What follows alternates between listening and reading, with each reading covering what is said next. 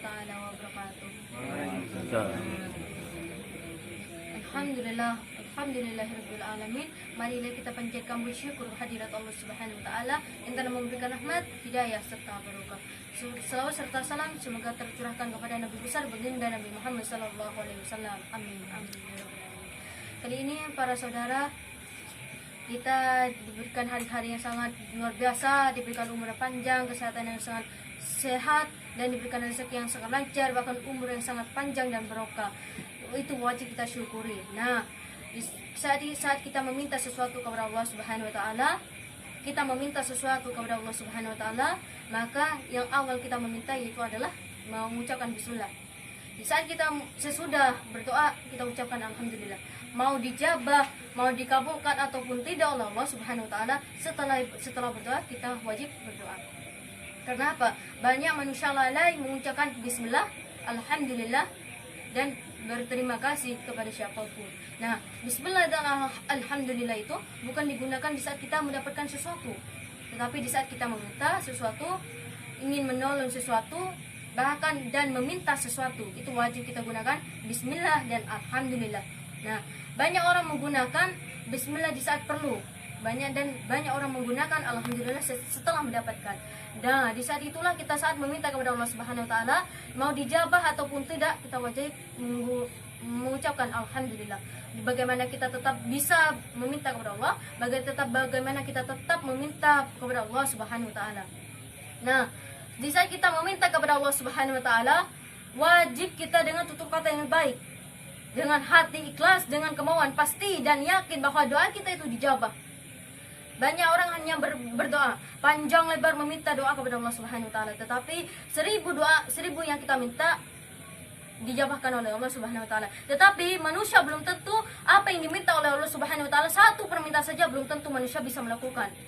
Banyak 1000 doa, 1000 kemauan kita yang kita inginkan dalam dunia ini, dalam dunia ataupun akhirat, insya Allah Allah kabulkan, Allah jabahkan. Tetapi belum tentu manusia itu bisa mengabulkan dan bisa mengerjakan apa yang diperintahkan, satu saja yang diperintahkan oleh Allah Subhanahu wa taala. Oleh sebab itu, di saat kita meminta sesuatu kepada Allah, jangan mendahulukan seuzon. Jadi seuzon itu bukan digunakan hanya sesama muslim, sesama manusia, sesama teman, sesama saudara, sesama keluarga, sesama tetangga, bukan. Tetapi seuzon itu jangan digunakan di saat kita seuzon kepada siapapun, terutama seuzon kepada Allah. Banyak memang orang semua bisa tidak seuzon kepada sesama kaum, kepada temannya, kepada sahabatnya, kepada familinya, kepada keluarganya. Banyak orang bisa tidak berseuzon kepada keluarga, kepada siapapun, kepada makhluk hidup, kepada manusia. Tetapi belum tentu manusia itu tidak bisa mengerjakan, menjauhi dari kata seuzon kepada Allah Subhanahu wa taala. Dalam surat Al-Tawshiyah sudah dijelaskan bahwa di mana Allah Subhanahu wa taala libarukumikumullahu akramanullah wa bi'ikum ibadahlin maikallahu bisolatin minahwaku habdunakullahu wa bunur. Meskipun orang tersebut terseliput dengan dosa-dosa besar, tetap Allah bisa menjabahkan. Baik niatnya buruk, baik maunya itu buruk, baik apa yang diminta itu tidak diizinkan oleh Allah, tidak diridhoi, tetapi Allah tetap mengabulkan, tetap memberikan. Itu tanda Allah bahwa adil kepada suatu kaum, adil semua kepada suatu hambanya, tidak memilih di antara kaya, tampannya, miskinnya, hatinya jelek, perilakunya, takwanya kurang, itu tidak dipikirkan oleh Allah Subhanahu wa taala. Tetapi yang Allah minta, kerjakanlah apa yang diperintahkan, maka dikabulkanlah apa yang diminta. Oleh sebab itu, seuzon itu dihindari apabila kita meminta kepada Allah. Wali nafsin wahyakum Muhammad wahrabukum marodiyakul wahlatum waqallahu yadu'um wa busyur. Sebagaimana kita itu menganggap bahwa Rasulullah SAW, baginda Nabi Muhammad SAW, diutus sebagai Rasul dikarenakan Allah. Kita mempercayai pasti dan yakin adanya Allah Subhanahu wa taala, sebagaimana kita yakin bahwa doa kita itu akan dijabah, akan dikabulkan oleh Allah, sebagaimana kita pasti dan yakin kepada Allah. Kalau kita sudah tidak pasti dan yakin adanya Allah, bagaimana kita pasti dengan doa-doa yang akan dikabulkan oleh Allah Subhanahu wa taala. Jadi, seuzon lebih baik kita gantikan dengan husnuzon. Berbaik sangka kepada siapapun, kepada diri kita, kepada dirimu sendiri, kepada orang lain, kepada Tuhanmu, itu Allah Subhanahu wa taala. Oleh karena itu banyak seseorang itu sesat, banyak seseorang itu susah dalam hidupnya. Kenapa? Seuzon yang didahulukannya.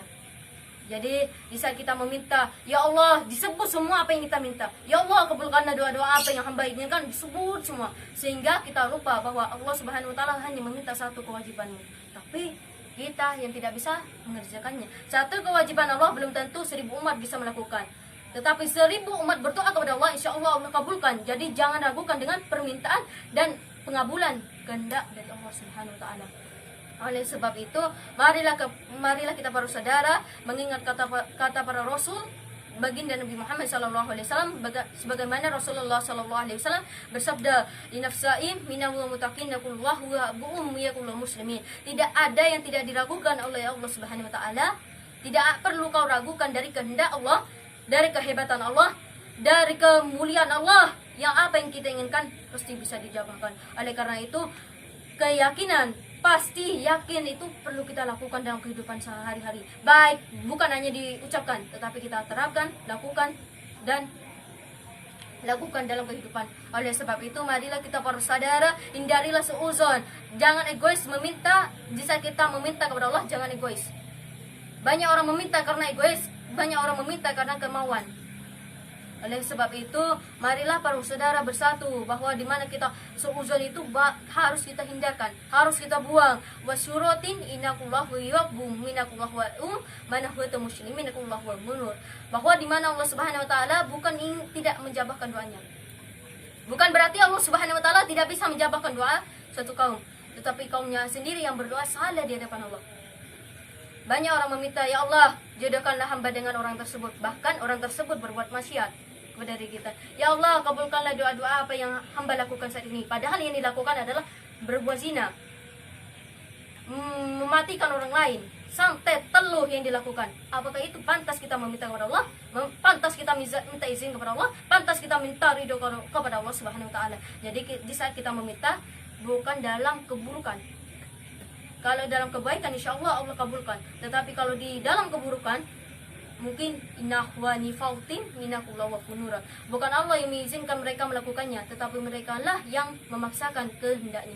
Oleh sebab itu, di saat seseorang meminta kejelekan di hadapan Allah, Allah selalu menjabahkan doanya. Bukan berarti Allah yang salah. Bukan berarti Allah yang salah menjabahkan dan mengabulkan permintaan seseorang tersebut, tapi orang tersebutlah yang meminta di atas dari yang disuruh oleh Allah Subhanahu wa taala. Oleh karena itu, jangan selalu kita meminta dengan apa yang kita mau, harus dijabahkan, harus dikabulkan pada saat itu, waktu itu. Egois hilangkan, baik egois sesama teman, egois sesama mukmin, egois sesama saudara muslim, saudara famili, baik keluarga ataupun tidak. Yang terutama kita hilangkan satu-satunya adalah egois kepada Allah Subhanahu wa taala. Oleh karena itu, saya akhiri, semoga bermanfaat bagi para saudara. Apabila ada tutur kata yang salah, saya meminta maaf. Sekian dari yang kita ucapkan, yang saya ucapkan, semoga bermanfaat. Wa yubarikullahu wa liqawlin, inakullahu wa barikullahu wa nafsin, minakullahu wa dahuru qulima minakullahu wa buru wa yakun fawdala. Wassalamualaikum warahmatullahi taala wabarakatuh.